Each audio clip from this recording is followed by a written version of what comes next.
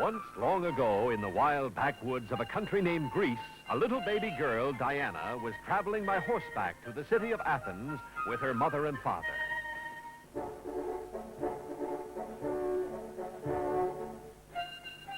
It was dangerous to travel through the rough, lonely country. Bands of robbers hid there.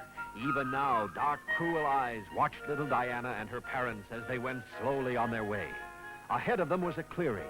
Here, the bandits planned to seize Diana and her family and hold them for ransom.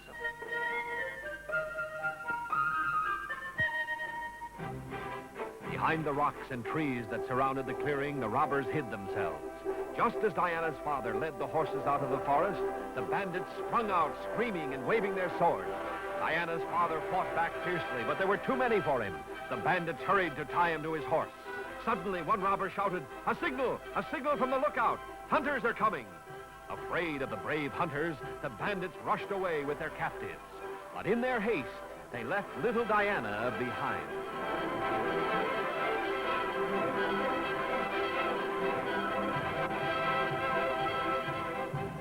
Only a few minutes passed. Then the hunters broke into the clearing, but they were too late. The bandits had escaped. The hunters did not know what had happened to Diana's parents. They asked her where she came from. She was only a baby, and she couldn't tell them. Not knowing what else to do, they took the little girl home with them to raise as their own child. As Diana grew into a young girl, she learned to be a huntress. Among all the children, only her best friend, a handsome boy named Melanion, could ride as well, shoot as straight, or run as fast as Diana. She was so happy staying with the hunters and her good friend Melanion, she almost forgot she had a mother and father of her own. Diana's mother and father were held captives for many years. Finally, they escaped. In all that time, they never gave up hope that they would find their daughter. One day, a soldier who had been hunting in the back country came to Diana's parents and told them he had seen a beautiful young girl. Soon, Diana's happy parents found her, and they all decided she would go back to the city with them. Diana tried not to cry when she had to leave. She called back to Melanion, "When we are grown up, I will marry you." And she rode away.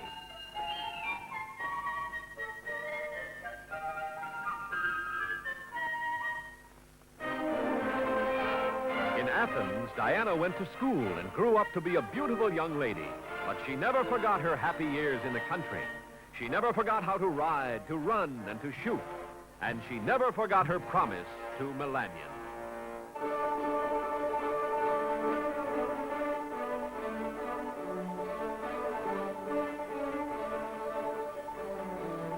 Many young men wished to marry Diana. Her parents thought a girl of her age should take a husband. It had been many years since she had seen Melanion, so Diana, to please her mother and father, promised to marry the first young man who could outrun her in a race. Many tried, but no one could run as fast as Diana. The people of Athens came by the hundreds to watch the races. Diana was their favorite. They cheered and laughed as she sprinted far ahead of her closest rivals. The onlookers tossed presents to her, and even during the race, Diana could pick up a gift and keep running fast enough to win easily.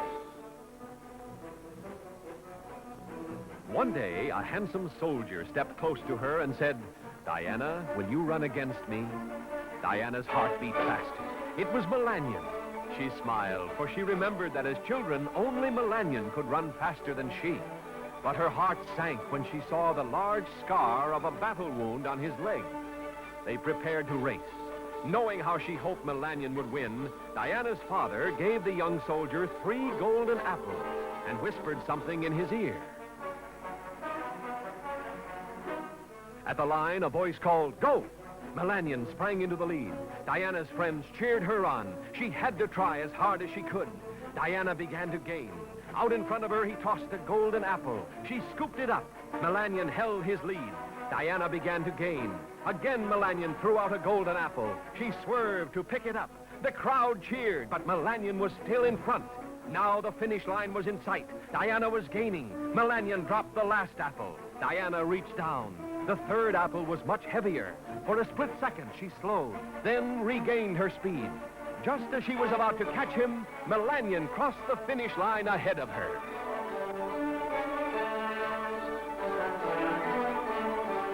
Though she had lost the race, all of Diana's friends were happy because she married her childhood sweetheart and lived happily ever after.